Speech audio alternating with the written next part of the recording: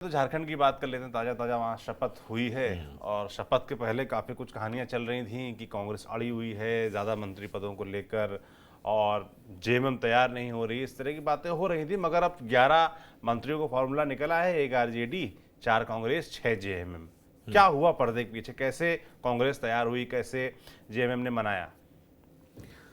देखिए, आपको बताएं, मनाने वाली बात अभी कहना ठीक नहीं होगा, क्योंकि हेमंत सोरेन इतने बड़े नेता हो गए हैं झारखंड के कि कांग्रेस को हेमंत सोरेन की जरूरत है, हेमंत सोरेन को अब कांग्रेस की जरूरत नहीं के बराबर है। इस बात को आप मान लीजिए।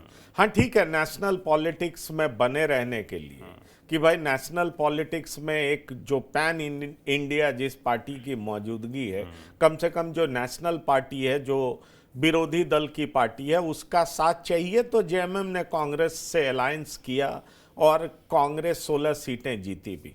पर जेएमएम की जिस तरीके से जीत हुई और कांग्रेस की जीत जेएमएम की वजह से हुई, कल्पना सोरेन और हेमंत सोरेन की वजह से हुई है। इसलिए हेमंत सोरेन ने शुरू में ही बहुत साफ कर दिया था कि हम हर 4 विधायक पर 1 मंत्री देंगे। इसलिए आप दिमाग से निकाल लीजिए कि आप 16 जीते हैं तो 4 से ज्यादा देंगे, जैसे पिछली बार दिए थे वैसे ही इस बार देंगे। तो 4 मंत्री होगा, ये तय हो गया था। अब इनके 16 विधायक जीते थे, 16 मंत्री बनने की रेस में लगे हुए थे। दर्जन भर से ज्यादा विधायक दिल्ली में डेरा डाले हुए थे। इसलिए कांग्रेस के भीतर बड़ी उथल पुथल थी।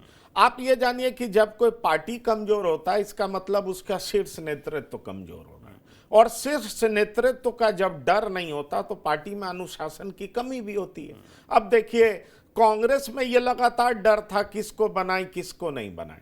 कांग्रेस ये सोच रही थी कि कैसे जातीय समीकरण को साधा जाए, कैसे जो है एरिया के समीकरण को साधा जाए, क्योंकि संथाल परगना, दक्षिणी छोटा नागपुर, उत्तरी छोटा नागपुर, पलामू का बेल्ट, इन चारों बेल्ट से एक एक को कैसे बनाया जाए। फिर मुस्लिम कोटे से आएगा कोई, ओबीसी कोटे से कौन होगा, फिर क्रिश्चियन से कौन होगा, तरह तरह की बातें, एससी से कौन होगा, ये सारी बातें चल रही थी। और इसलिए कांग्रेस निर्णय नहीं ले पा रही थी। और सबसे बड़ी बात कि लगातार सभी विधायकों का दबाव था, तो कांग्रेस को लग रहा था जैसे पिछली बार 2-3 बार ऐसा लगा कांग्रेस टूट जाएगी। जेएमएम के जो नेता हैं और मुख्यमंत्री हैं, आपको याद होगा हेमंत सोरेन तो अपने विधायकों को जो कि उनको समर्थन दे रहे थे, सबको लेकर के दूसरे प्रदेश चले गए थे। तो इस तरह की घटना घट रही थी। वैसे अब तो मैंडेट भारी भरकम है, तो कांग्रेस को फिर तय करना पड़ा कि भाई हमें तो 4 ही बनाना है। तो कांग्रेस के नेता जो कि वहाँ के प्रभारी थे, प्रदेश अध्यक्ष थे, दिल्ली आए, हाई कमांड से मिले, हाई कमांड से विचार विमर्श किया और उसके बाद फिर वैसे नामों को सामने रखा जो कि हेमंत सोरेन को भी मंजूर था। और इस तरीके से 4 नामों की लिस्ट, सूची सौंपी गई। 4 नामों में 2 नाम पुराने मंत्री को रिपीट किया गया, जिसमें आप जान लीजिए कि इरफान अंसारी हैं, जामताड़ा से जीते हैं। आपको याद होगा वो हराए किसको हैं, तो सीता सोरेन को हराए हैं। सीता सोरेन शिबू सोरेन की बड़ी बहू हैं। लोकसभा चुनाव से पहले जेएमएम को छोड़ करके बीजेपी के पाले में गई थी। वो लोकसभा का चुनाव भी लड़ी लेकिन हार गई, विधानसभा का चुनाव भी लड़ी, वहां भी हार गई। अब सीता सोरेन को जिन्होंने हराया कौन, तो इरफान अंसारी, उनको मंत्री बनाया गया। इरफान अंसारी पिछली सरकार में भी मंत्री थे।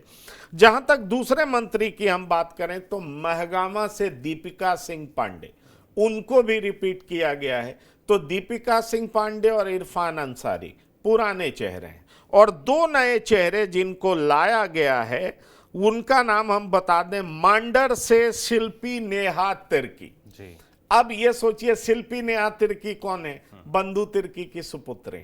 तो शिल्पी नेहा तिर्की को मंत्री बनाया गया, तो पिता ने जोर लगाया और बेटी को मंत्री बना दिया गया।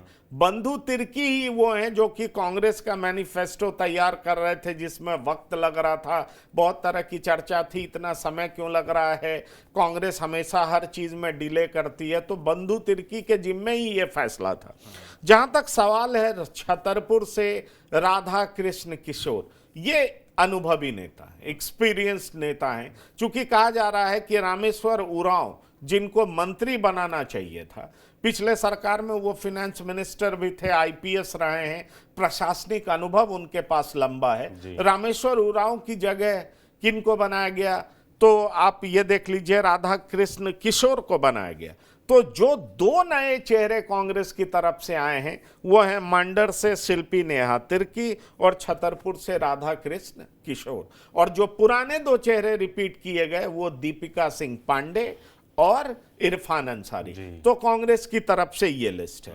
तो कांग्रेस ने भी 50% पुराना चेहरा, 50% नया चेहरा इस तरीके से मंत्रिमंडल में शामिल किया। और जहां तक सवाल है जेएमएम का, तो जेएमएम ने भी 50% नए चेहरे को इस बार चांस दिया है, मंत्री बनाया है।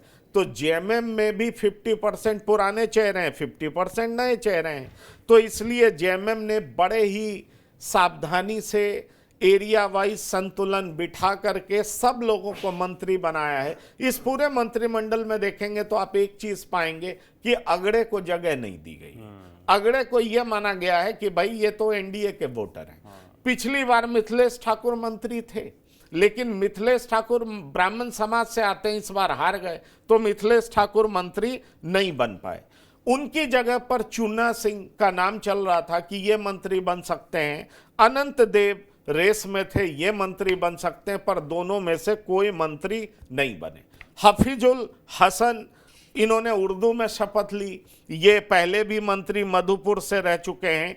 चाईबासा से दीपक बिरुआ कोल्हान से आते हैं। घाटशिला से रामदास सोरेन, जब चंपई सोरेन बीजेपी के पाले में चले गए थे तो तुरंत रामदास सोरेन को मौका दिया गया था। तो कोल्हान से दीपक बिरुआ, रामदास सोरेन, हफीजुल हसन मधुपुर से बने हैं। तो ये तीन पुराने चेहरे हैं जिनको रिपीट किया गया।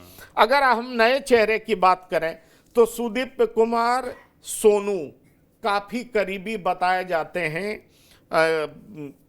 हेमंत सोरेन के, इनको मंत्री बनाया गया है। गोमिया से योगेंद्र प्रसाद, इनको मंत्री बनाया गया। योगेंद्र प्रसाद कुर्मी है, और जान लीजिए कुर्मी मैं शब्द इसलिए बोल रहा हूं क्योंकि इनकी अच्छी खासी आबादी है।